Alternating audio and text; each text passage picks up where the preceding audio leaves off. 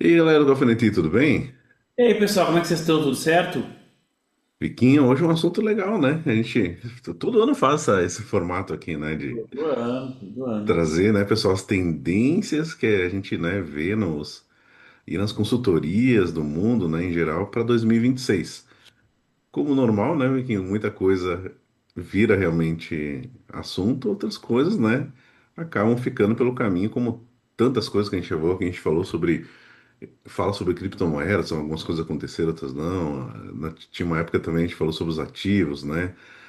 Também digitais, NFTs, meu Deus, Metaverso, teve temos metaverso. metaverso. É isso, nós acertamos, é isso nós acertamos.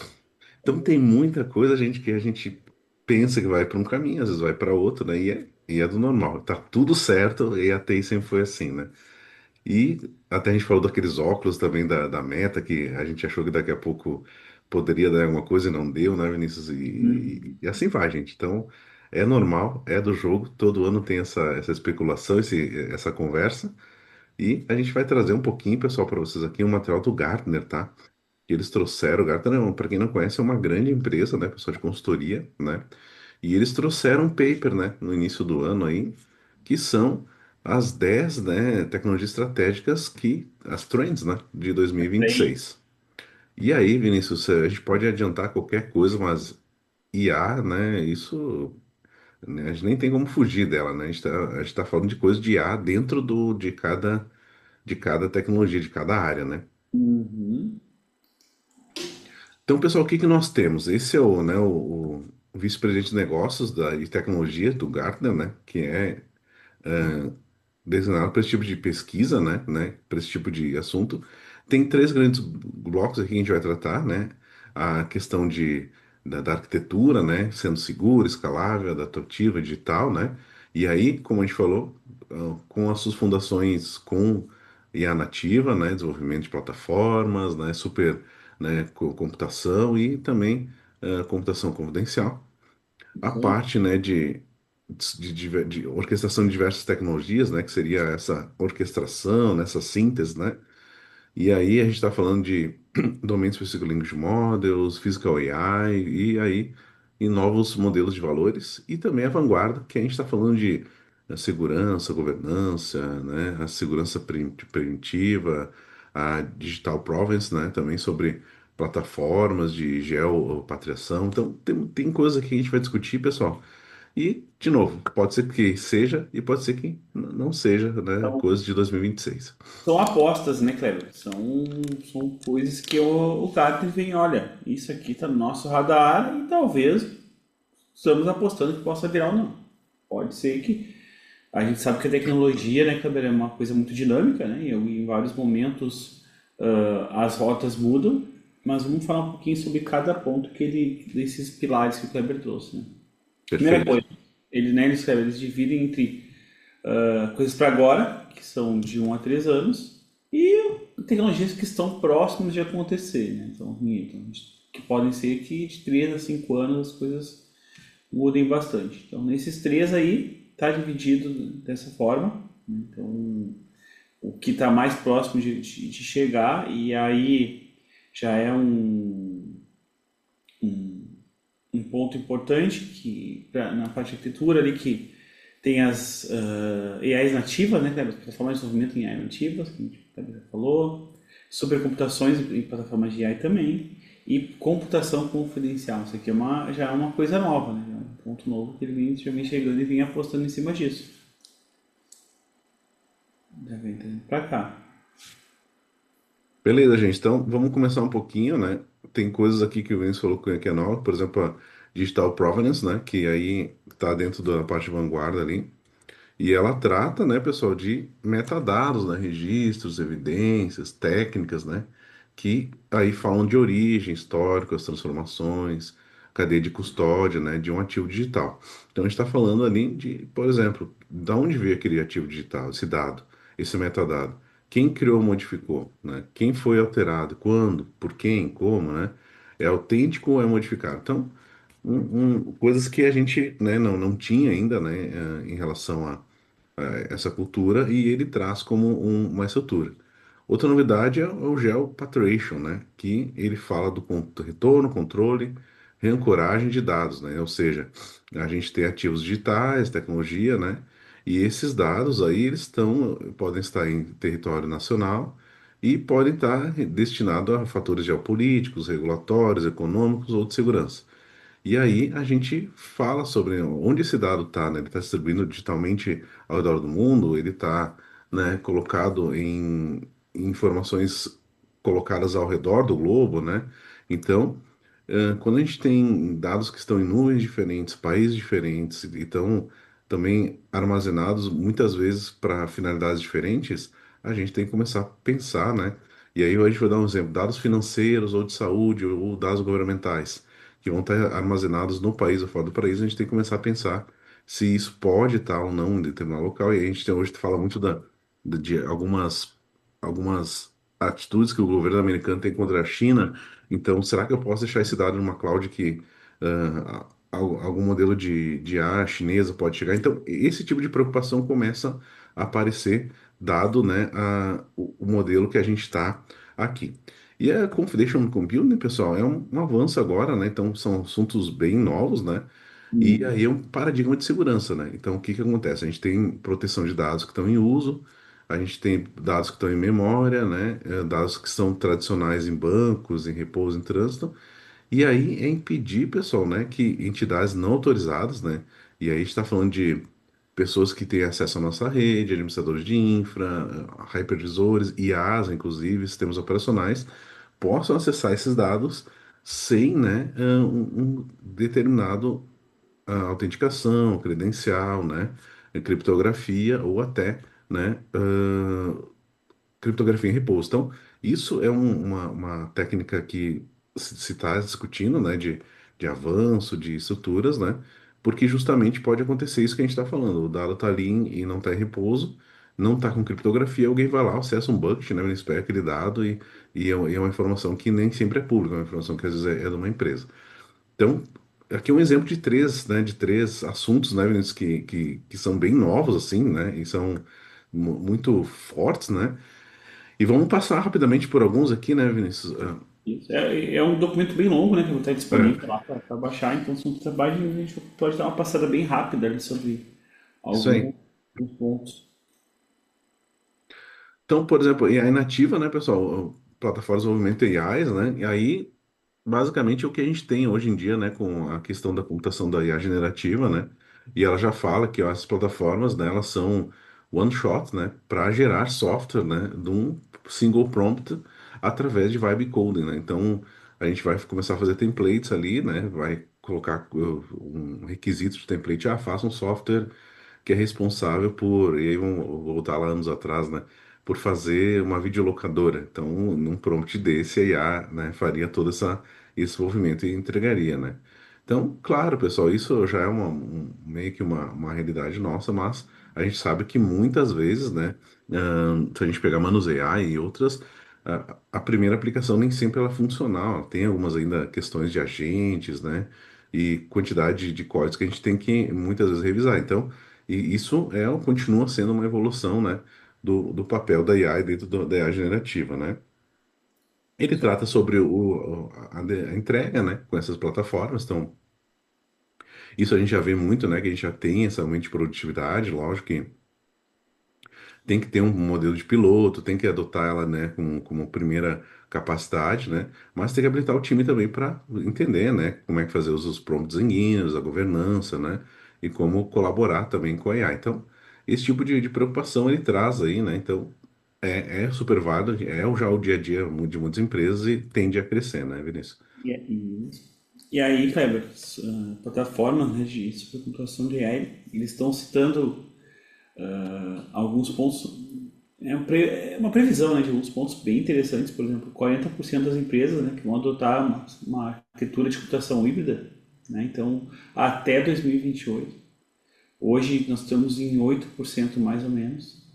E mais de 20 empresas vão começar a oferecer, né, plataformas. Então já tem muita empresa trabalhando isso como um produto próprio, né, como um produto de venda para conseguir vantagem, né, nesses ambientes aí de supercomputação. Então tem bastante coisa trabalhando em cima de otimização e simulação, né, principalmente nos casos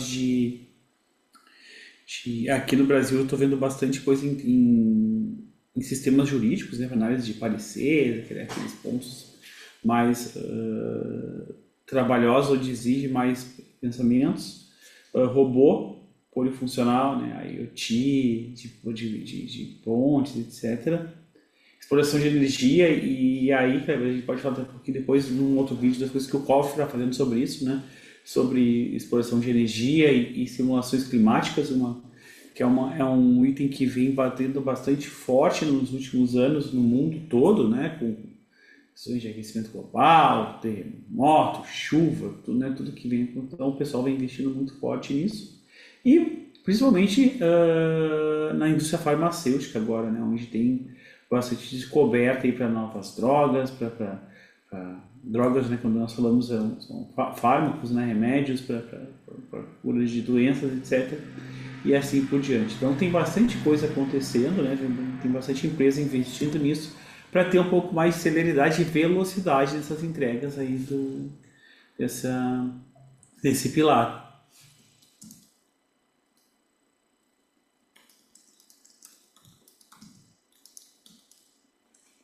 Tá no mudo, cara, tá no mudo.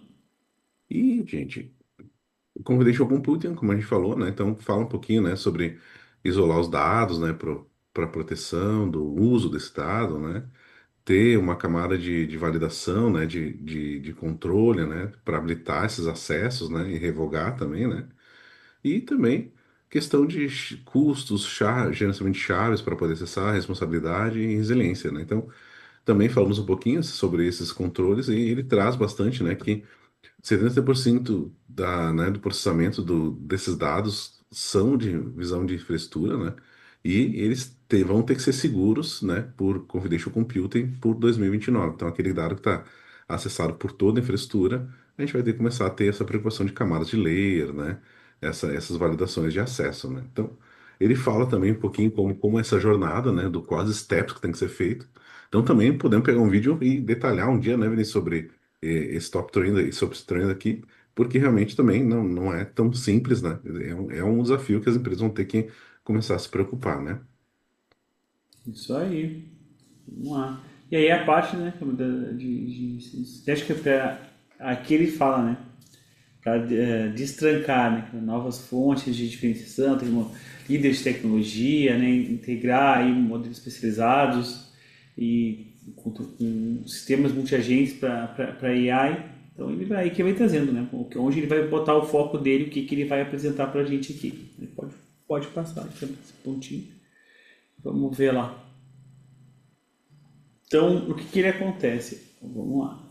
Aí ele traz de novo, né, naquele mesmo padrão, alguns números, onde ele vai dizer que 70%, né, vão usar mais ou menos agentes especializados até 2027, com um aumento, né, com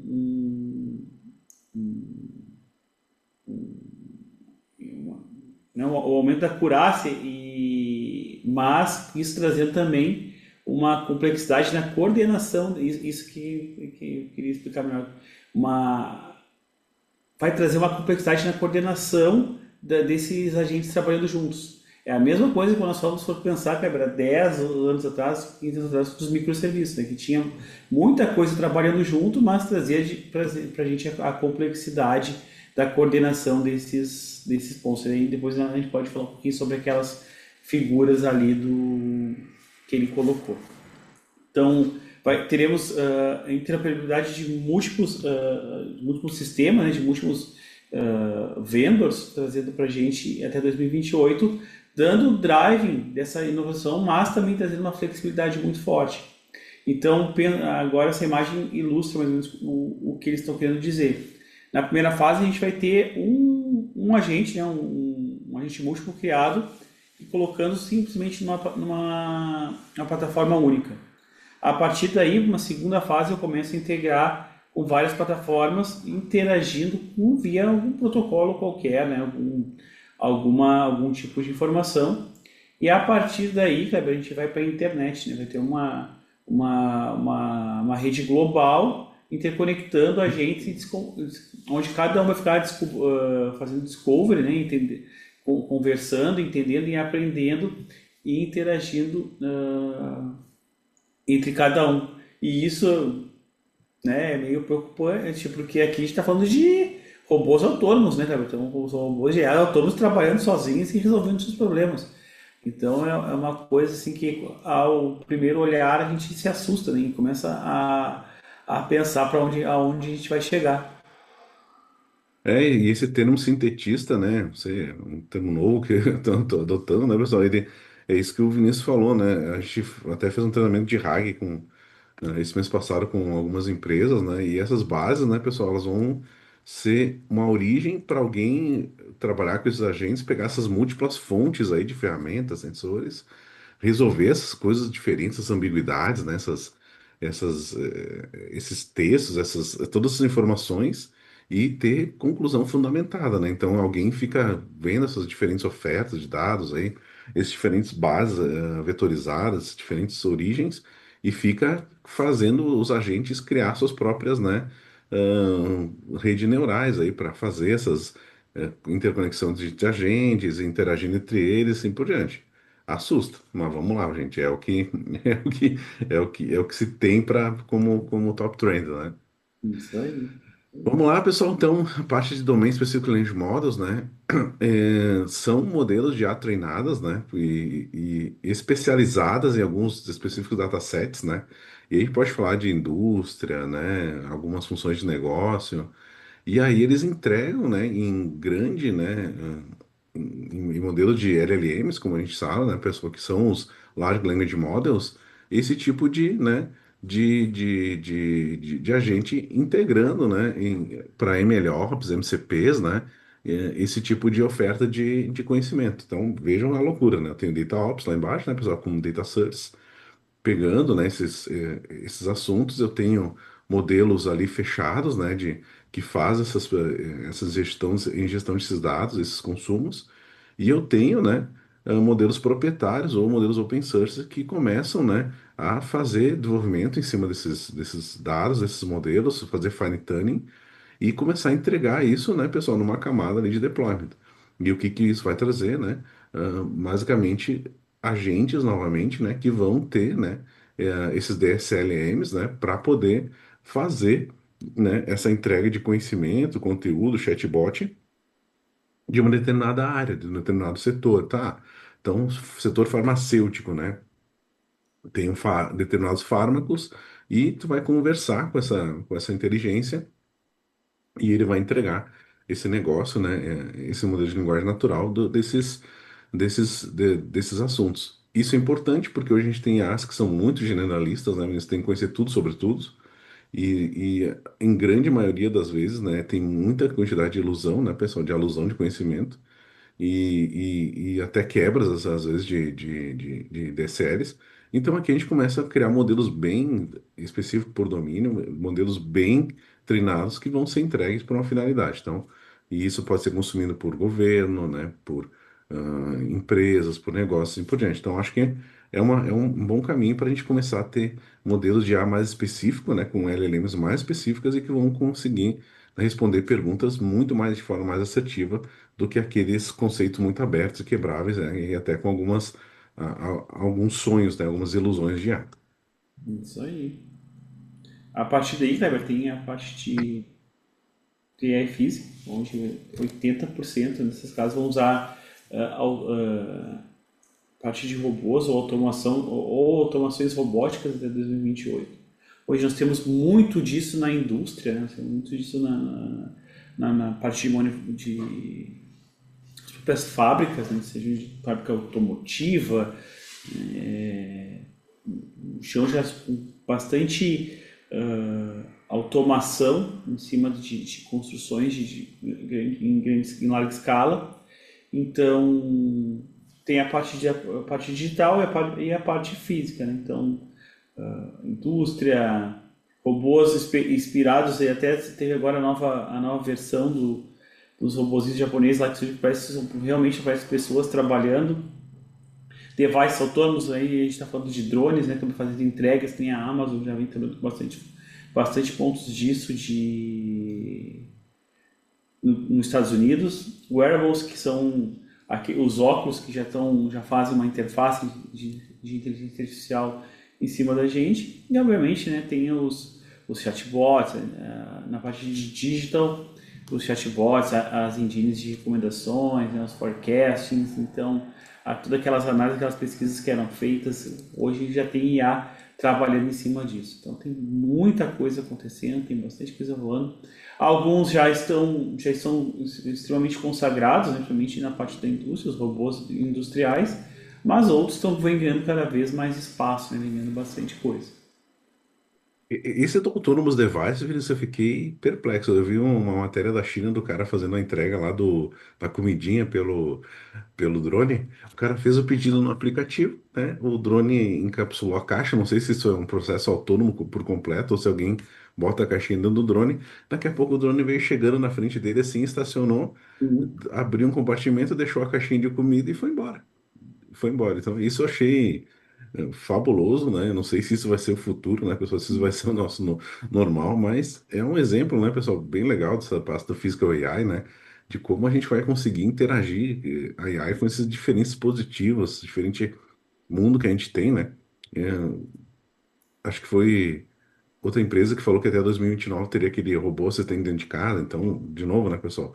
Tem uma série de equações aqui que a gente vai ter que resolver, mas realmente é muito legal essa proposta aqui, é muito legal esse roadmap. E aqui também, depois a gente pode, se vocês pedirem, o pessoal fazer um pouquinho, né, da saída esperada, as ações que tem que ter para tudo isso e como a gente poderia, né, tentar endereçar esse tipo de assunto. Isso aí. Parte da vanguarda, né, pessoal, como a gente falou, né, que é elevar, né, a confiança, a governança e a segurança, né? Então, aqui a gente vai tratar muito da questão de segurança, né, validação do negócio, né, a parte também, né, de risco. E trata um pouquinho, como a gente falou, da cybersecurity preventive, né? Que aí é ter sistemas, né, pessoal, AI-driven, né? Que vai tentar, né, fazer essa quebra do cyberataque um pouco mais de forma proativa, né? E aí, fazendo, né, a pesquisa de threads, né, a questão de ver vulnerabilidades na rede, tentar automatizar modelos de defesa, né, que isso é um ponto importante, né, tentar ser preditivo em alguns áreas de superfície que podem ser um pouco mais superfície de ataque para alguns atacantes, né, então ser um pouco mais, né, ativo nessa estratégia, né, de cybersecurity, então tentando ver superfície de ataque, criando de forma ativa, né, criar modelos de prevenção, né, de cybersecurity, e aí fazendo a questão de aceitação, disrupção, né, de negação, para a própria AI, né, conseguir fazer esse tipo de governança, né, de acreditação de forma ahn, nativa. Então, também um ponto a ser estudado. Lógico, pessoal, tem um grande roadmap aqui pela frente, mas também, né, um caminho, Vinícius, que se der certo, isso seria um sonho, né? Ter alguns agentes ali que ficariam automaticamente criando regras, criando controles, fazendo testes, né, dentro da infraestrutura, da rede, das aplicações. Acho que isso seria muito legal, né? Seria muito, muito salutar, assim, para o nosso mundo de hoje, né? Facilitaria bastante a nossa vida, né? É. Seria bastante. Aí tem a parte, cara, do Digital Provenance, né, que ele vai verificar a origem, a integridade dos softwares, né, dados, mídias, etc. Então, ele utiliza ferramentas como o Bills of Computers, né, que é os famosos bons. E a ideia deles é ter, né, Kleber, esses regulatórios, né, trazendo para dentro desse filtro, né, para onde a gente vai ter uma base de dados fornecendo essas informações, qualificando, desqualificando pontos. Então, o que acontece? Hoje tem muita gente fornecendo coisas digitalmente, né? Certificados, versões, códigos. A partir dele vai bater nesse filtro, muita coisa vai ser desqualificada, porque ele não vai passar pelas regras básicas, né? Não vai ter um risco muito alto nessa utilização no conteúdo gerado por AI. E aí o que passar, o que tiver dentro desses compliances vai ser executado. Então fora isso, existe essa preocupação, Kleber. Até teve uma discussão, estava tendo uma discussão muito forte no nosso grupo, do pessoal abordando coisas de IA, e o Kleber até comentou que para começar um sistema é muito fácil, né, também com IA. Mas colocar ele em produção e fazer ele escalar, aí ainda precisamos de experts, ainda precisamos de coisas mais fortes rolando em cima dele. Eu vi um depoimento de uma mulher, ela até era norte-americana, e ela falou que ela tinha um celular corporativo da empresa e ela tinha instalado um joguinho daqueles de ficar dando tap, né? Marcando as coisinhas, eu não vou dizer o nome do jogo. E aí, só que tinha sido vítima de um malware aquele jogo. Uhum. E ela falando que ela dava ali uma retadinha nas coisinhas assim, e que por trás dos panos, aquele malware tomando conta do celular dela, né? E informações confidenciais, tipo, autenticação dela nos serviços, assim, autenticação em e-mail, essas coisas que foi tudo escaneado, né?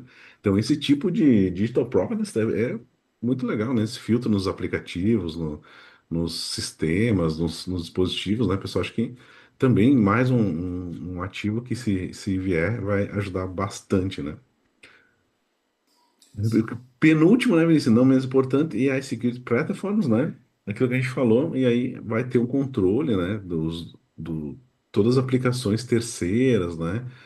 Serviços de AI terceiros, criações customizadas de aplicações que vão endereçar, né, qualquer risco, né, de prompt injection. Isso é uma realidade bem grande, né?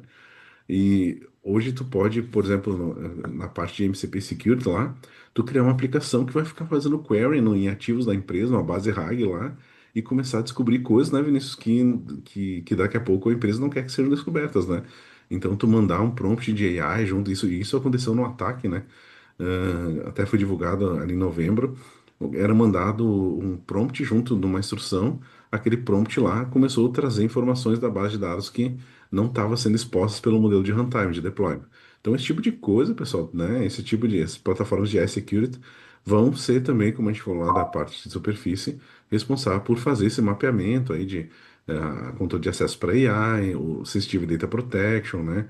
MCP Security, que MCP é os protocolos novos de AI, mas não tem nada de segurança em cima sobre ele, né? Essa parte de automatização que a gente falou, né? De AI, de Security Test. Então, também, pessoal, né?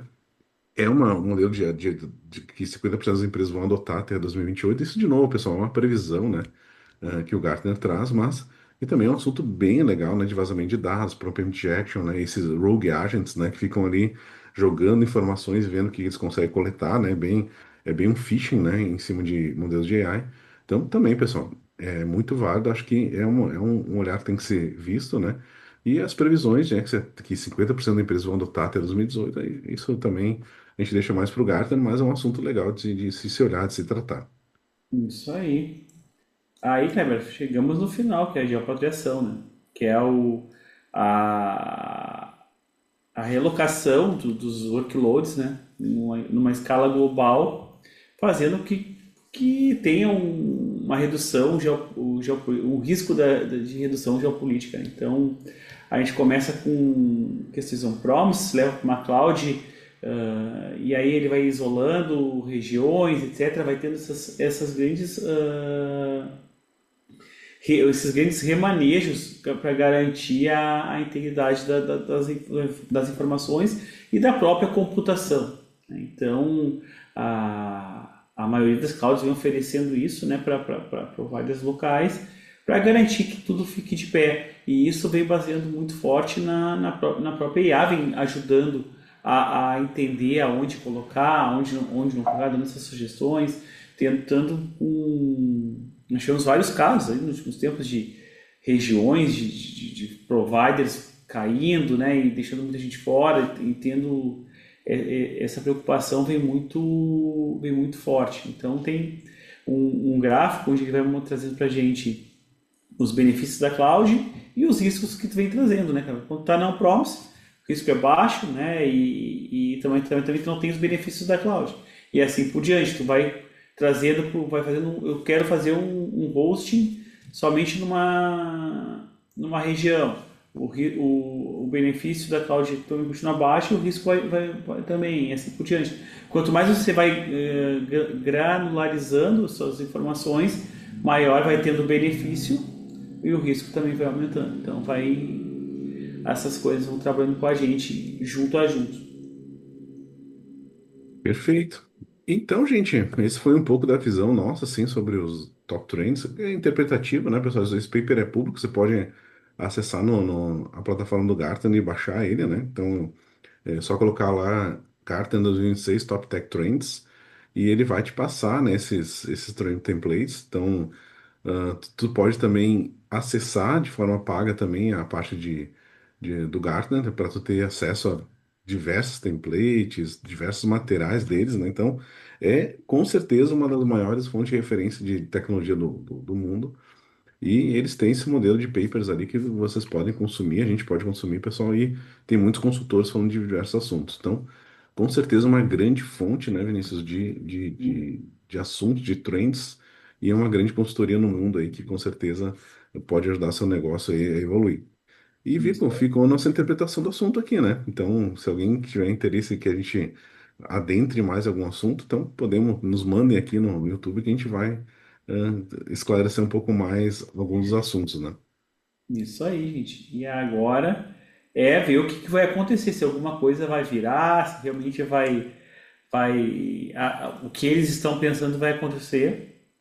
Que nós podemos falar que o Gartner realmente é uma referência mundial em tecnologia e se eles estão falando é porque onde tem fumaça tem fogo, né, cara? Alguma coisa está acontecendo. Ok? Perfeito. Então, é isso, gente. Um ótimo semana para vocês, né? E esperamos que esses tópicos aí, alguns deles, né, se tornem realidade, porque realmente para quem trabalha com TI, essa visão de futuro é muito legal. E galerinha, curtam, né? Compartilhem esse vídeo e nos sigam nas redes sociais. E até a próxima, gente. Até a próxima, gente. Valeu! Valeu!